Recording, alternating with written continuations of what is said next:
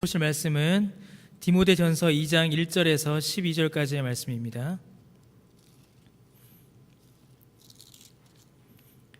디모데전서 2장 1절에서 12절입니다.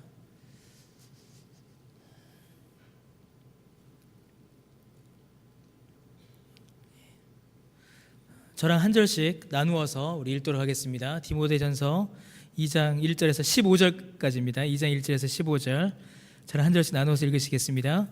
그러므로 내가 첫째로 권하노니 모든 사람을 위하여 간구와 기도와 도구와 감사를 하되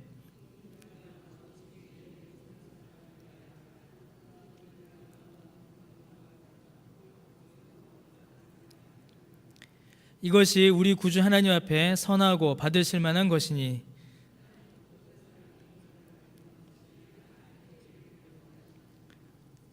하나님은 한 분이시요 또 하나님과 사람 사이에 중보자도 한 분이시니 곧 사람이신 그리스도 예수라.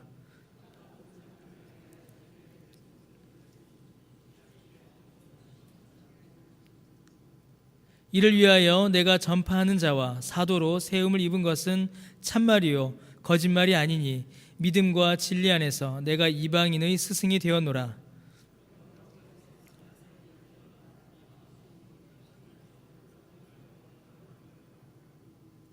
또 이와 같이 여자들도 단정하게 옷을 입으며 소박함과 정절로서 자기를 단장하고 따은 머리와 금이나 진주나 값진 옷으로 하지 말고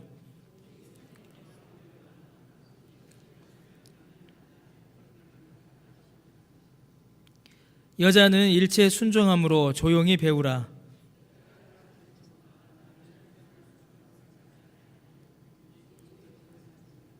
이는 아담이 먼저 지음을 받고 하와가 그 후며.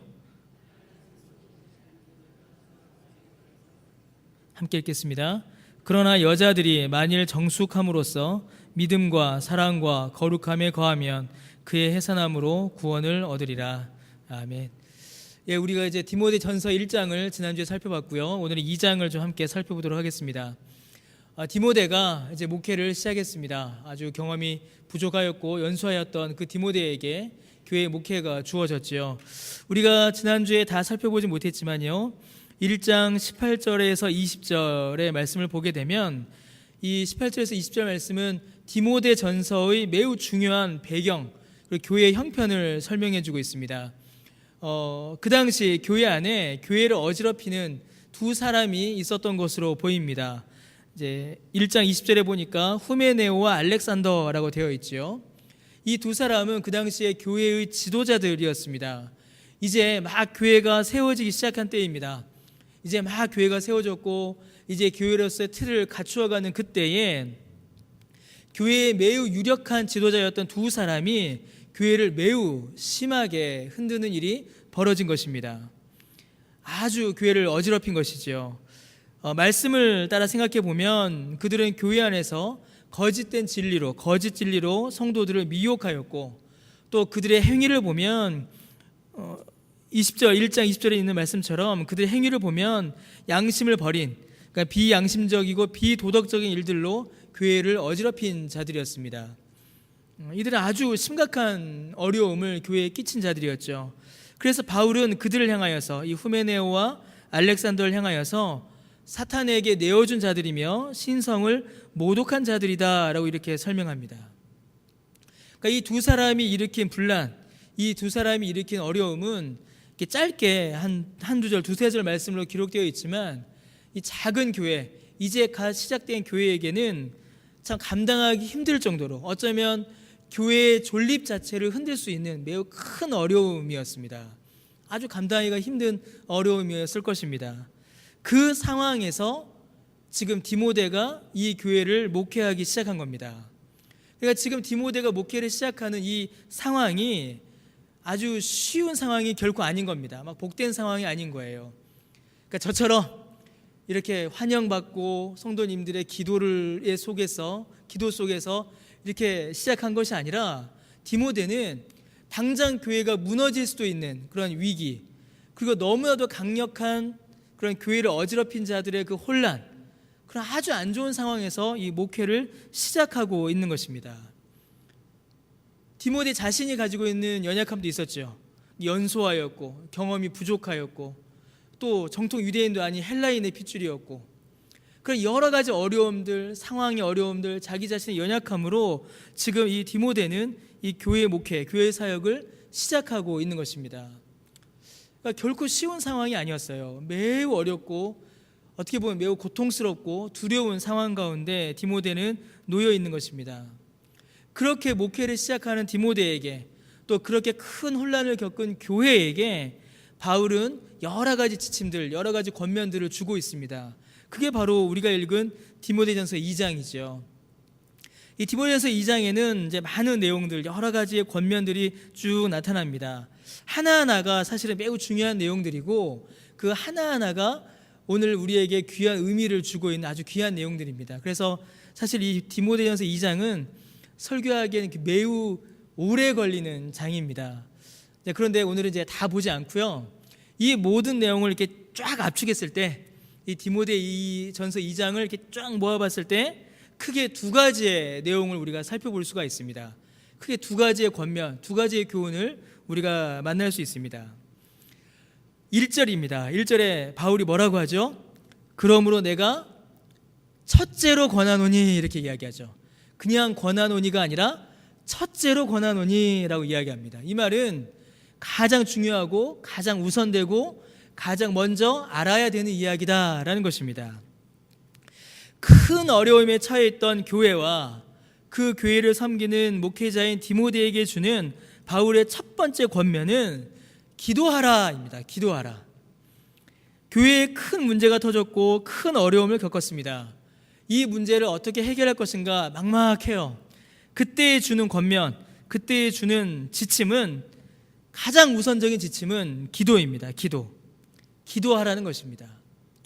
1절에 바울은 기도의 네 가지 내용을 이야기합니다. 간구와 기도와 도구와 감사를 하라, 이렇게 이야기하죠. 간구는 말 그대로 자기의 소원을 하나님께 간절히 구하는 겁니다.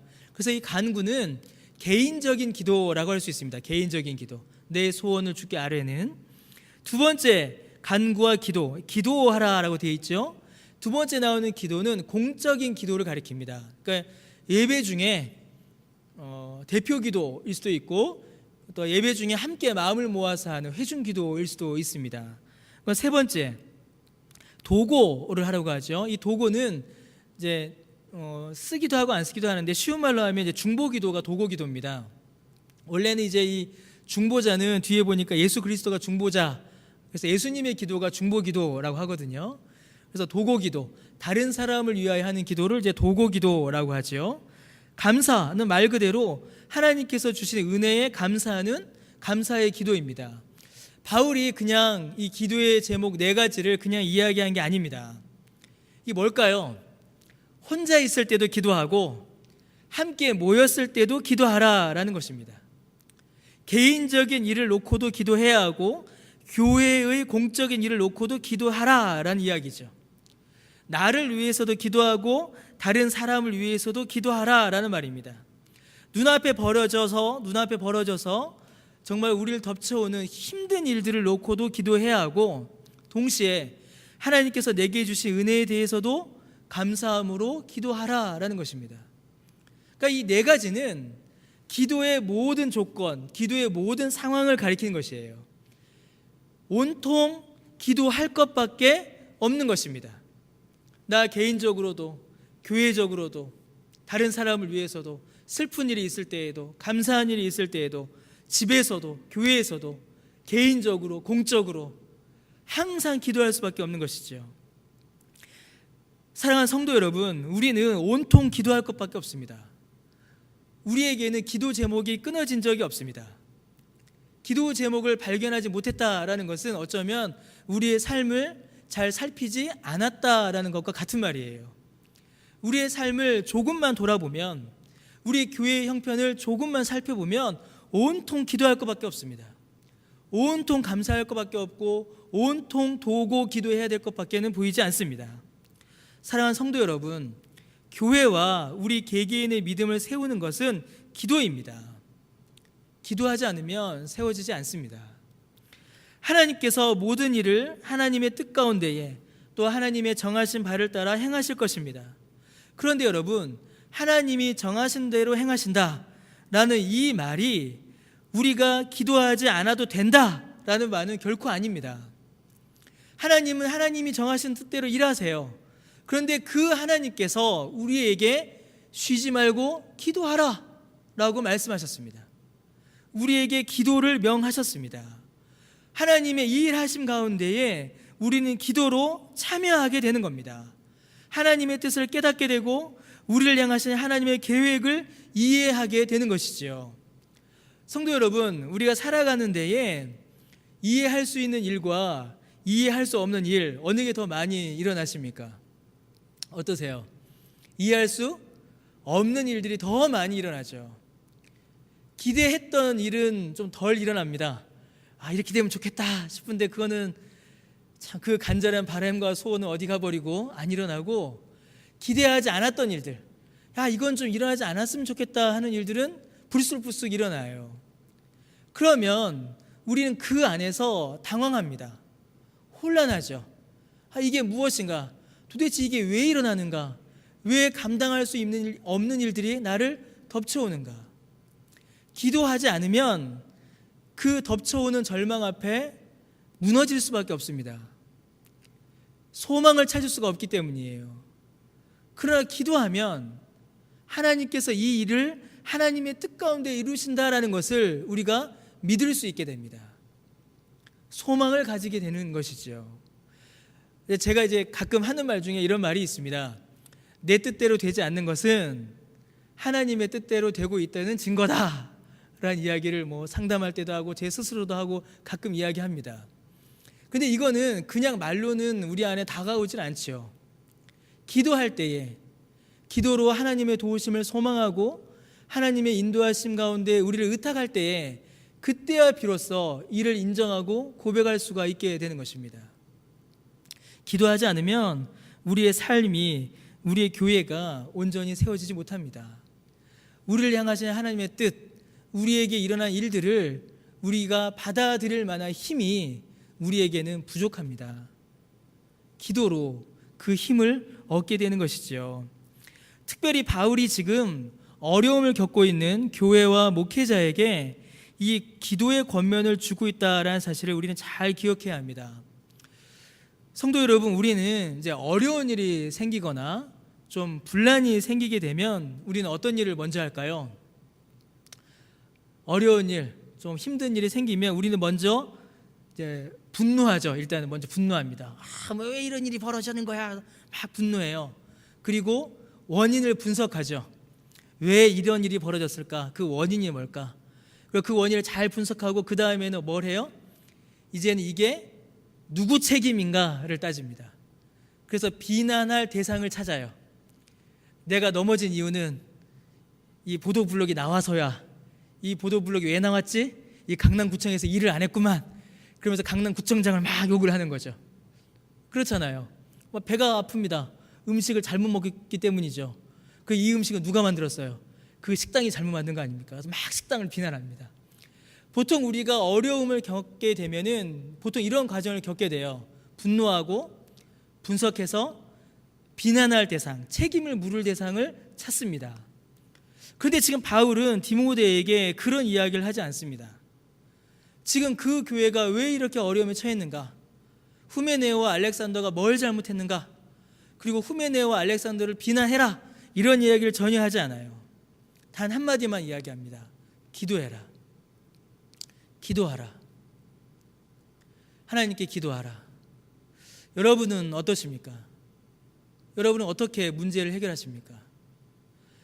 신자라면, 우리가 그리스도인이라면, 참으로 하나님의 자녀요, 예수 그리스도를 믿는 신자라면 우리에게 닥쳐오는 문제를 해결하는 방식이 세상과는 좀 달라야 하지 않겠습니까? 세상 사람들과 똑같이 분노하고, 세상 사람들과 똑같이 비난하고, 세상 사람들과 똑같이 누군가의 책임을 전가한다면 그것은 세상과 다를 바가 전혀 없는 것이죠. 그렇게 해서 문제가 해결되면 좋겠는데 해결이 안 되죠. 하나님께서는 우리에게 기도라는 너무나도 귀하고 아름다운 열쇠를 주셨습니다. 이것보다 더 귀한 게 어디 있겠습니까? 여러분은 어떻게 문제를 대하시고 어떻게 문제를 해결하십니까? 기도하시길 바랍니다. 기도가 첫 번째 권면입니다. 기도가 우리의 첫 번째 열쇠요. 기도가 우리의 첫 번째 방법입니다. 그것을 꼭 기억하시길 부탁드립니다. 두 번째로 이제 바울이 교회와 디모데에게 주는 권면이 있습니다. 그것이 이제 8절부터 등장하죠. 두 번째 나오는 이 권면은 질서 있는 가르침입니다. 질서 있는 가르침. 이 8절에서 15절은 이제 남자와 여자의 역할에 대해서 자세히 설명합니다. 그래서 남자가 힘써서 해야 할 일, 여자가 주의해야 할 일들을 구체적으로 이렇게 하나씩 설명해 주죠. 그런데 이제 10절까지 8절, 9절, 10절까지는 이제 그렇게 이렇게 읽어 나가다가 이제 11절부터 이렇게 툭 부딪힙니다. 툭 걸려요. 지금의 교회 현실과는 많이 다른 말씀이 이제 툭 등장해요. 11절에 보니까 뭐라고 되어 있습니까? 여자는 일체 순종함으로 조용히 배우라. 이제 큰일 날 소리죠. 요즘 큰일 날 소리입니다. 12절에 뭐라고 되어 있습니까? 여자가 가르치는 것과 남자를 뭐죠? 주관하는 것을 허락한다고요? 안 한다고요? 허락하지 아니하노니 여자는 어떻게 해라? 오직 교회에서 조용히 해라. 이렇게 되어 있습니다. 벌써 우리 지금 계신 분들만 해도 거의 지금 한 90, 85% 이상 여자분들이시거든요. 제가 두렵고 떨림으로 이 말씀을 읽습니다. 지금 이 11절에서 15절 이 말씀은 교회 역사 가운데 많은 신학적 논쟁을 일으켰습니다. 이것이 무슨 의미냐? 왜 바울이 이렇게 하느냐? 그래서 어떤 분들 이게 선용되기보다 악용이 많이 됐죠. 남자들에게서 악용되기도 했습니다. 그래서 여자들, 교회에서 여자 성도들을 이렇게 좀 이렇게 억누르는 말씀으로 이게 이용되기도 했었고요. 또 반대로 여자분들 쪽에서도 이 말씀이 오용되기도 했어요. 그래서 이거는 잘못된 거다. 이건 성경에서 지워버려야 된다. 그러면 성경에서 이 구절을 이렇게 이거는 하나님 말씀이 아니야라고 이렇게 지워내는 여성 신학자들이 이제 그런 실수를 범했는데 그런 일들이 이제 벌어지기도 했습니다. 그래서 이 말씀은 참 어려운 말씀이에요. 이 말씀을 어떻게 이해하느냐 참 복잡한 말씀입니다. 이 말씀이 어려운 가장 첫 번째 이유는 실제로 성경을 보게 되면 성경을 가르치고 남자를 주관하는 일을 감당했던 여자들이 등장합니다. 그러니까 가장 대표적인 경우가 사사기에 나오는 그 여사사 드보라죠. 그 여자사사 드보라는 아주 그 본문을 보게 되면 벌써 웃으시는데 죄송합니다 이런 표현 써서 참 찌질한 남자들이 등장하고 그 제대로 일도 못하고 그냥 하나님 말씀도 제대로 못 전하고 그냥 이상한 일만 하는 그 남자들을 물리치고 드보라가 얼마나 멋지게 하나님의 일을 감당하는지 몰라요. 드보라가 등장합니다. 또 뿐만 아니죠. 신약으로 넘어와도 성경을 가르치고 교회 안에서 중요한 역할을 감당했던 여자들의 이름을 쉽게 찾아볼 수 있습니다. 대표적으로 디모데의 어머니와 외할머니가 그런 역할을 했었고 사도행전을 보게 되면 여자 선지자들이 또 나타나고 또 교회를 섬기는 많은 귀한 여자들의 이름이 등장합니다. 그리고 실제로 지금 교회 안에서도 여러분 어떠십니까? 여자분들이 성경을 가르치는 일들이 많이 있잖아요. 구역장님들도 성경 가르치시고 각 주일 학교마다 여자 선생님들이 계시고 또 우리 여자 전도사님들도 계시고 실제로 여자가 교회에서 성경을 가르치는 일들을 얼마든지 찾아볼 수가 있습니다. 그러니까 이 말씀과 실제 교회 형편을 이렇게 이어서 보기는 사실은 좀 어렵습니다. 현실적인 어려움이 있어요. 자, 그럼에도 불구하고 바울이 왜 이렇게 설명했는가? 그리고 이 말씀이 하나님의 말씀으로 지금 교회에 어떤 교훈을 주는가를 우리는 분명히 생각해야 합니다. 그건 하나님의 말씀이 분명하거든요. 바울이 왜 이렇게 이야기했는가 그 이유를 좀 찾아봐야 합니다. 그 이유가 13절과 14절에 등장해요. 13절과 14절에 보니까 하와가 먼저 사단에게 속았다라고 이렇게 바울이 이야기합니다.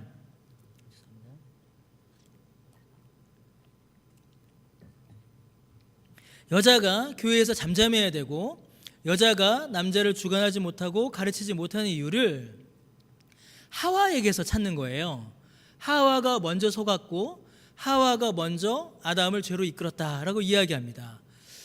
바울이 왜 갑자기 하와의 이야기를 꺼내냐면 그 당시에 이와 비슷한 일들이 교회에 있었다라는 것을 의미합니다. 설교 초두에 말씀드렸던 교회를 어지럽혔던 두 명의 악인이 있었죠. 후메네오와 알렉산더. 근데 후메네오와 알렉산더만이 아니라 그 당시에는 이 교회를 어지럽히던 거짓 교사들, 거짓 선생들이 무척 많았습니다. 그래서 바울 서신을 쭉 보게 되면 바울은 이 거짓 교사들과의 싸움을 계속 이어나가요. 그런데 이 거짓 교사들, 거짓 선생들이 누구를 타겟으로 삼았냐면 여자 성도들을 타겟으로 삼았습니다. 주로 여자 성도들에게 접근하여서 그들을 유혹하고 그들을 가르쳤습니다. 자, 왜 그랬냐? 지금은 아니지만 이때 당시에는 거의 2000년 전이죠. 2000년 전에는 여자가 공개적인 장소에 나와서 배우는 일이 쉽지 않았습니다. 쉽게 허락되지를 않았습니다. 옛날 우리나라도 불과 한 5, 60년 전에만 해도 7, 80년 전에만 해도 여자가 학교를 다니고 공부하는 것은 아주 드문 일들이었죠. 저도 그렇게 들었습니다. 저희 할머니에게. 여자가 옛날에는 학교에 나가고 공부하고 공개적인 장소에 다니는 일들이 그렇게 쉽게 허락되지 않았습니다. 2000년 전 이때는 더욱더 그랬죠. 학교와 같은 세상 학문만이 아니라 여자들은 이 당시에 경제활동하는 것 자체가 금지됐었어요. 그러니까 과부가 불쌍한 이유는 돈을 벌 수가 없기 때문입니다. 이 성경에 나오는 과부들은 스스로의 힘으로 경제활동을 하지 못하는 자들이 과부들이었어요.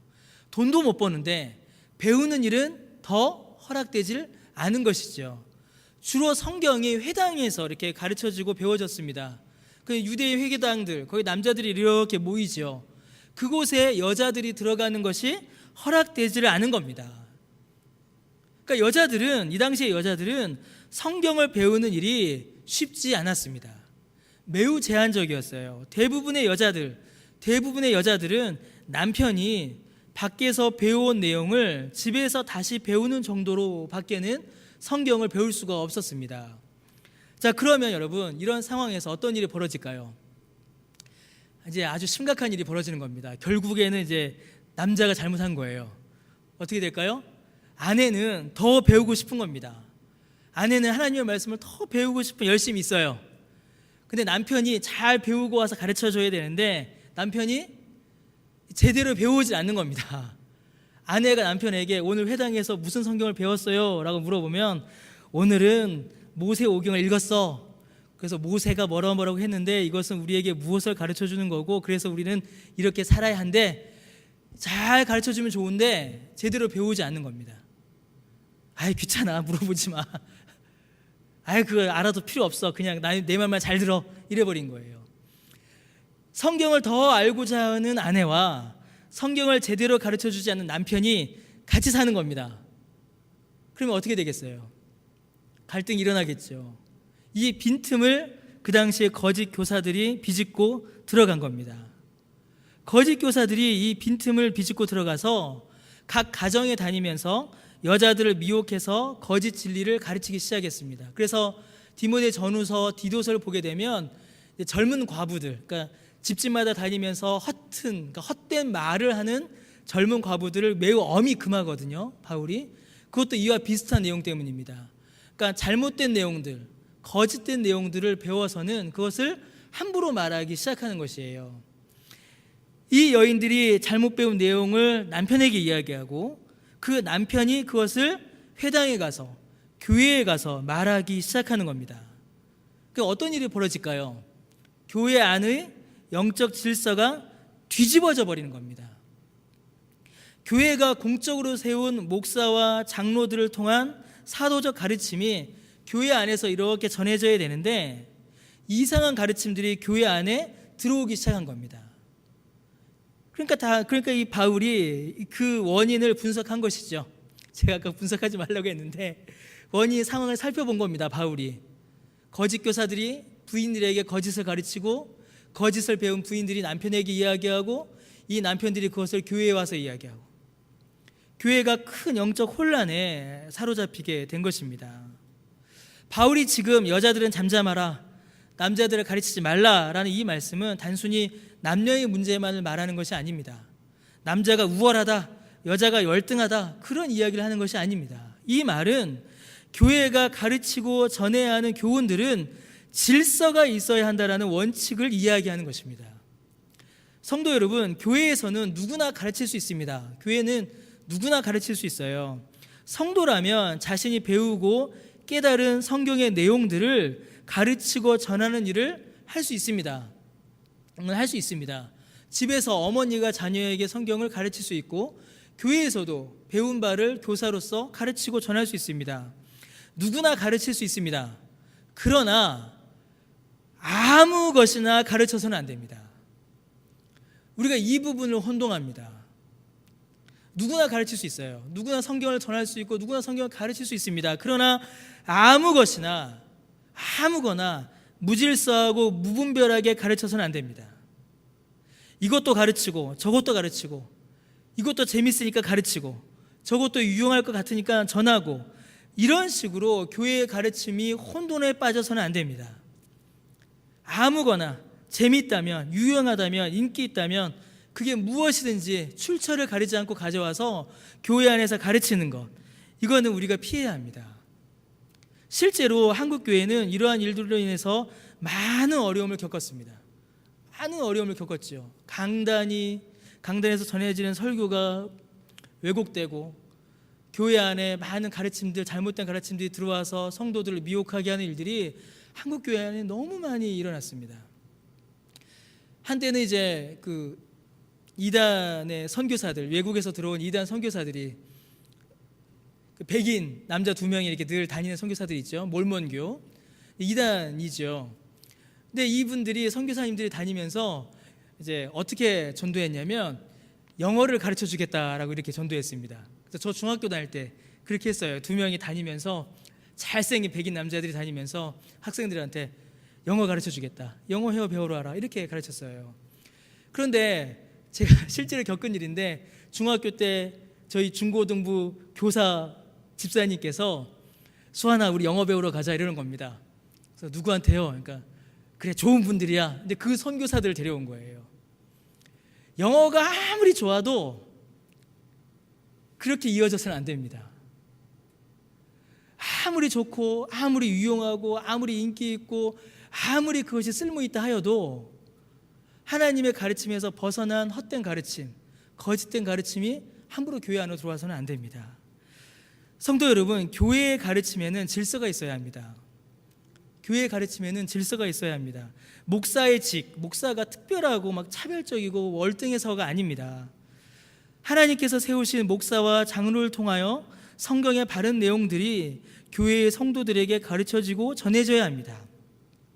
교회의 가르침은 세상과는 좀 다릅니다. 교회의 가르침은 위에서 내려오는 것입니다. 하나님께서 영감하신 모세와 선지자와 사도들이 성경을 기록했지요. 그리고 그 성경을 사도들이 가르쳤고, 사도의 제자들이 가르쳤고, 교회가 가르쳤고, 목사가 가르쳐서 이렇게 내려왔습니다. 그래서 교회는 역사성이 있어요. 그래서 교회의 역사는 매우 중요합니다. 사람의 이해와 사람의 판단보다 기록된 성경의 권위가 우선하는 겁니다. 만약에 사람의 이해와 사람의 판단으로 성경을 본다면, 성경에서 이건 하나님 말씀 아니야, 이건 하나님 말씀이야 라고 성경이 너덜너덜해질 거예요. 그러나 성경은 그런 책이 아닙니다. 성경은 하나님께서 우리에게 주신 교훈이고, 그 교훈이 있는 그대로 전해져야 합니다. 왜냐하면 그것이 가장 안전하고 확실한 내용이기 때문에 그렇습니다. 만약에 아무 것이나 무분별하게 교회에서 가르쳐지게 되면 그 영적인 손해와 피해는 누가 지게 될까요? 성도들이 다 당하게 됩니다.